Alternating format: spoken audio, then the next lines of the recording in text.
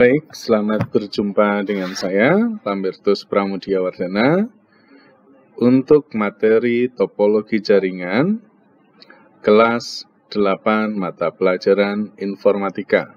Sebelum kita memulai pembelajaran, mari kita berdoa menurut agama dan kepercayaan kita masing-masing. Berdoa, mulai.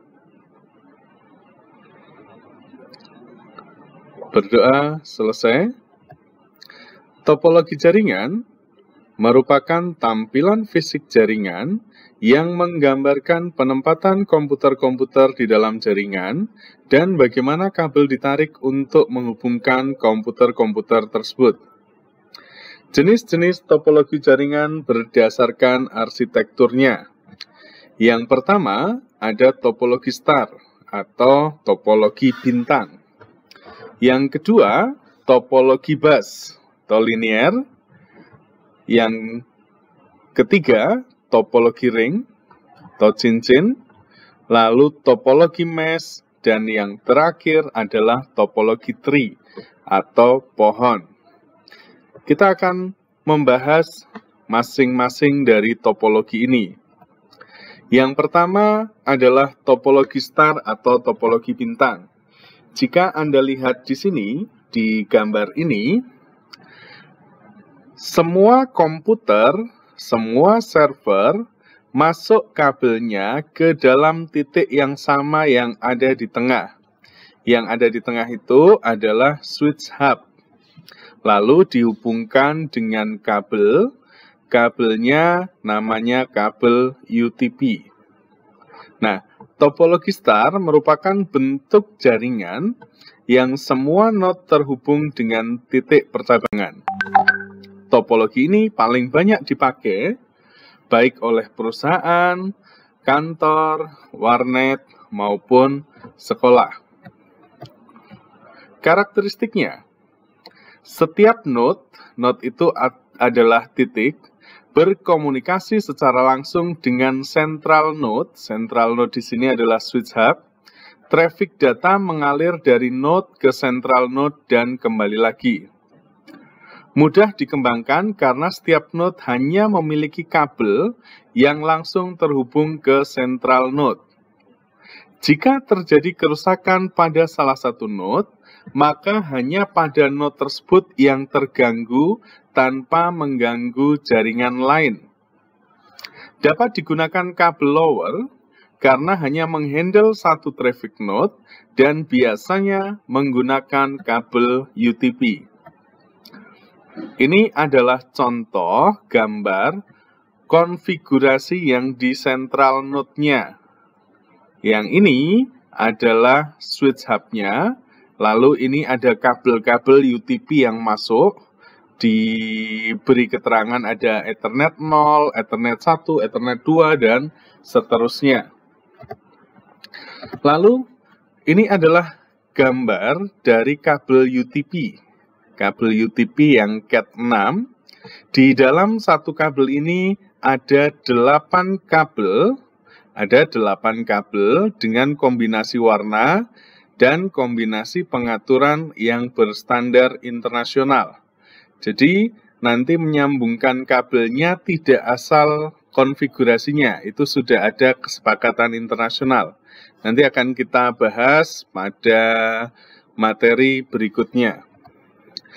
Contoh yang sangat kompleks adalah penggunaan kabel dan switch hub di ruang server. Ini contoh ruang server yang belum tertata rapi, Kabelnya di situ ada ratusan kabel yang menyambung dan kabel itu masuk ke dalam switch hub yang banyak sekali. Ini masih belum seberapa. Anda bisa menemukan konfigurasi kabel kalau Anda masuk ke data center atau ke ruang server perusahaan-perusahaan telekomunikasi. Di situ kabelnya jauh lebih banyak lagi. Nah, cara merapikan kabel-kabel yang tadi luar biasa semrawut adalah dicabuti semua dulu.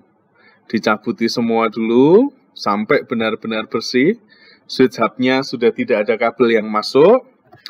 Lalu dipasang berdasarkan warna dulu. Warna hijau dipasang dahulu. Lalu ada ditambah warna merah dipasang di situ.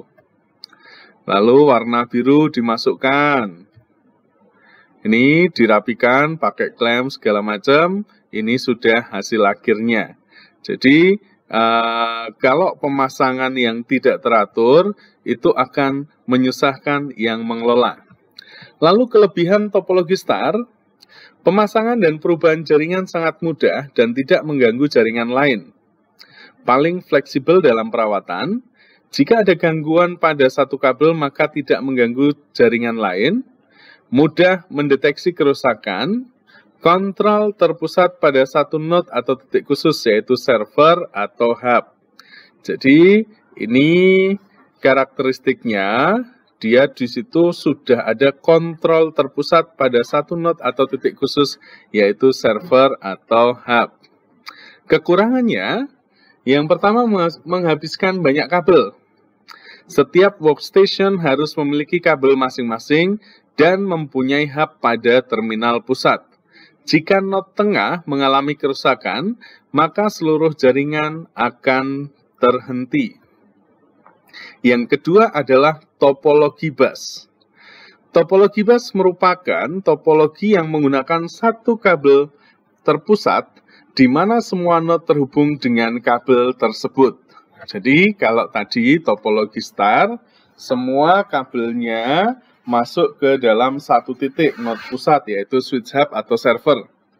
Kalau ini, dia masuknya ke satu kabel yang ada di tengah, kabel pusat. Nah, biasanya topologi ini menggunakan kabel koaksial. Kalau di rumah, Anda bisa menemukan kabel koaksial itu contohnya ada di kabel antena televisi. Nah, nanti Anda bisa cek kabel antena televisi di rumah Anda itu dari kabel koaksial. Lalu karakteristik topologi bus merupakan satu kabel yang kedua ujungnya ditutup, di mana sepanjang kabel terdapat node. Instalasinya sederhana, sinyal melewati dua arah dengan satu kabel, kemungkinan terjadi collision. Collision itu tabrakan data atau tercampurnya data. Itu collision. Permasalahan terbesar jika terjadi putus atau longgar pada salah satu konektor, maka seluruh jaringan akan berhenti. Topologi bus adalah jalur transmisi di mana sinyal diterima dan dikirim pada setiap alat atau device yang tersambung pada satu garis lurus atau kabel.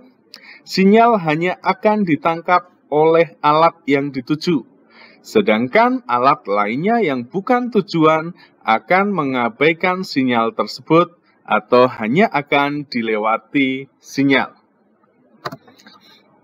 Kelebihan topologi bus, penambahan atau perubahan mudah tanpa mengganggu jaringan lain. Hemat kabel karena hanya memiliki satu jalur utama. Lalu kekurangan topologi bus, jika ada gangguan di sepanjang kabel, maka seluruh jaringan akan terganggu. Sering terjadi tabrakan data, karena mekanisme jaringan sangat sederhana. Jika jalur utama putus di tengah, maka jalur di belakangnya mengalami gangguan. Sering terjadi kepadatan yang membuat macet atau lambat kecepatan akses. Berikutnya adalah topologi ring atau cincin. Nah, topologi ring ini sebetulnya adalah topologi bus, namun ujung-ujungnya dipertemukan sehingga membentuk lingkaran, di mana jalur utama membentuk lingkaran dari server ke seluruh workstation atau node. Jadi, topologi ring itu sama seperti topologi bus, hanya ujungnya dihubungkan, sehingga dia seperti ring atau seperti cincin. Karakteristik topologi ring, setiap node terhubung ke dua node lainnya hingga membentuk rangkaian yang menyerupai bentuk cincin atau melingkar.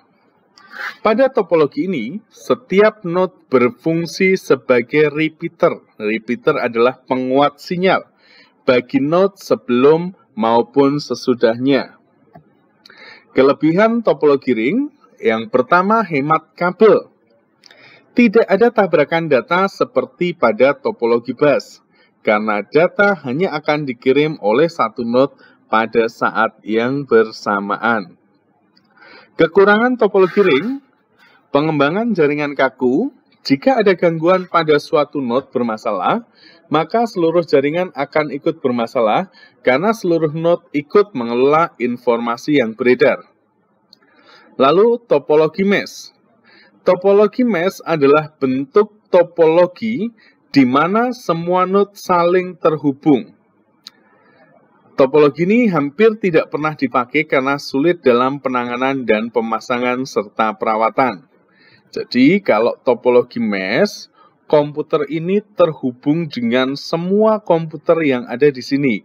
Bayangkan, jika komputer yang terhubung ada 100 komputer, maka nanti membutuhkan 99 kabel yang terhubung pada masing-masing komputer ini. Ini adalah topologi mesh. Karakteristik topologi mesh. Topologi mesh adalah topologi yang tidak memiliki aturan dalam koneksi. Topologi ini biasanya timbul akibat tidak adanya perencanaan awal ketika membangun suatu jaringan. Karena tidak teratur, maka kegagalan komunikasi menjadi sulit dideteksi dan ada kemungkinan boros dalam pemakaian media transmisi. Topologi ini menerapkan hubungan antar sentral secara penuh. Jumlah saluran yang harus disediakan untuk membentuk jaringan mesh adalah jumlah sentral dikurangi 1. Ini tadi yang saya katakan, jika tadi terdapat 100 komputer, maka membutuhkan 99 kabel di masing-masing komputernya. Tingkat kerumitan jaringan sebanding dengan meningkatnya jumlah sentral yang terpasang. Di samping kurang ekonomis, juga relatif mahal dalam mengoperasikannya. Topologi ini merupakan teknologi khusus yang tidak dapat dibuat dengan pengkabelan karena sistem yang rumit. Namun, dengan teknologi wireless, topologi ini sangat memungkinkan untuk diwujudkan. Kelebihan topologi mesh. Memiliki tingkat kesalahan yang sedikit. Terjaminnya kapasitas channel komunikasi karena memiliki hubungan komunikasi berlebih. Relatif lebih mudah dalam memperbaiki kerusakan karena model koneksi point-to-point. Kekurangan topologi mesh. Sulit ketika melakukan instalasi dan melakukan konfigurasi ulang, setiap jumlah komputer dan peralatan bertambah. Jadi ketika jumlah komputer dan peralatan bertambah, maka otomatis di masing-masing komputer atau peralatan itu ditambah jaringannya. Biaya yang dibutuhkan sangat besar dalam perawatan.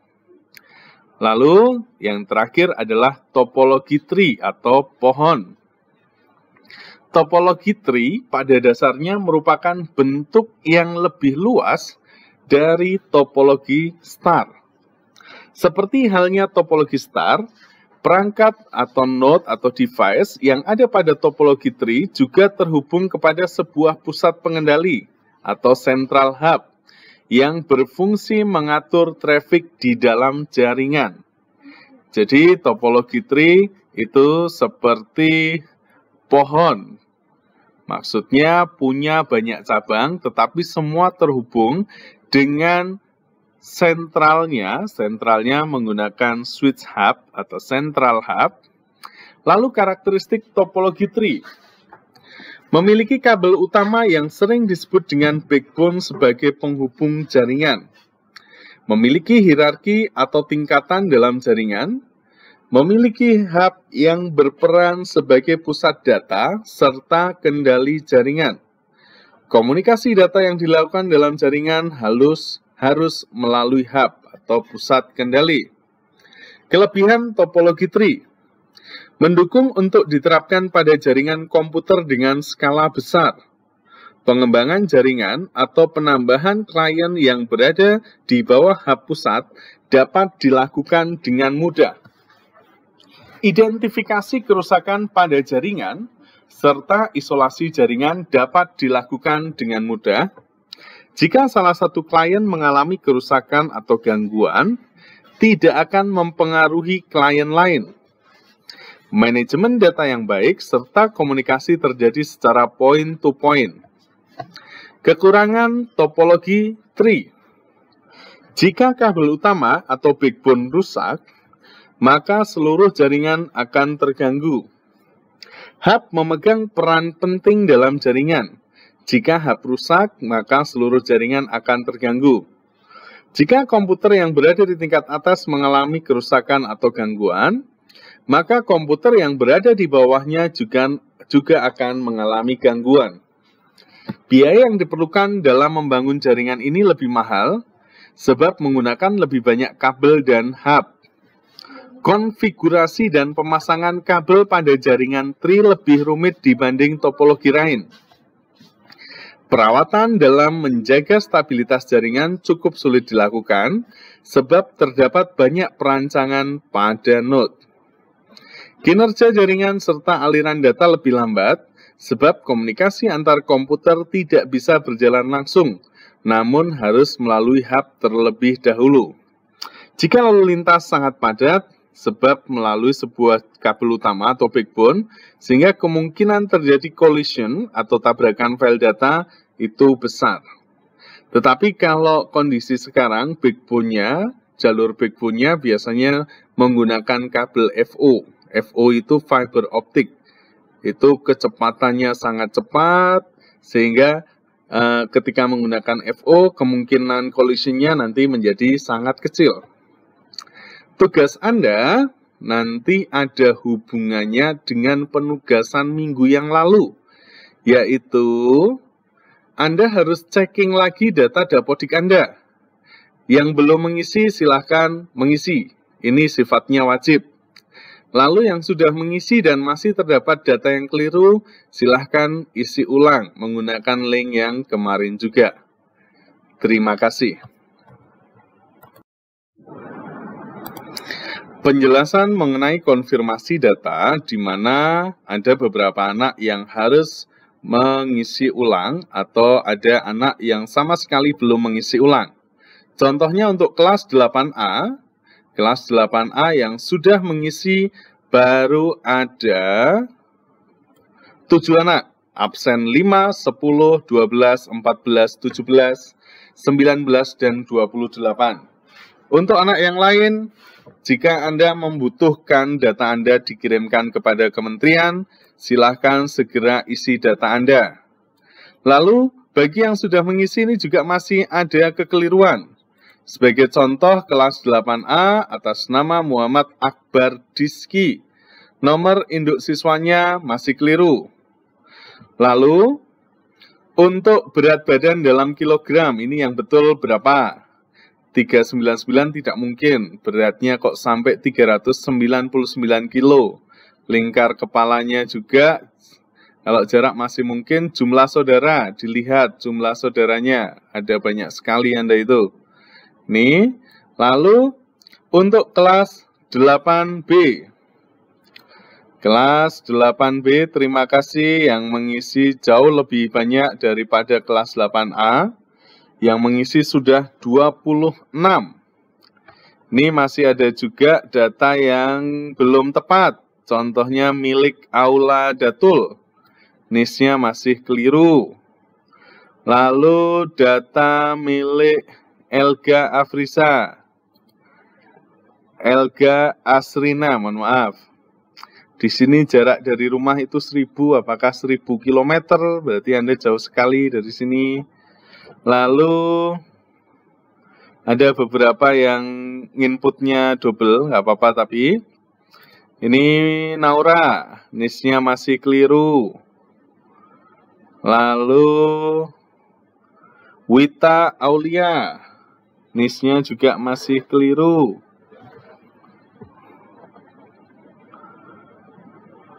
Untuk kelas 8C. Kelas 8C yang mengisi baru 20 anak. Beberapa data juga masih keliru. Yang masih keliru silahkan Anda isi ulang. Yang belum mengisi segera mengisi karena ini kewajiban Anda. Kami harus memasukkan dan mengirimkan data ke kementerian. Jika Anda tidak mengirimkan data, maka bisa dipastikan yang rugi adalah siswa sendiri karena ini adalah laporan kepada Kementerian Pendidikan dan Kebudayaan. Terima kasih.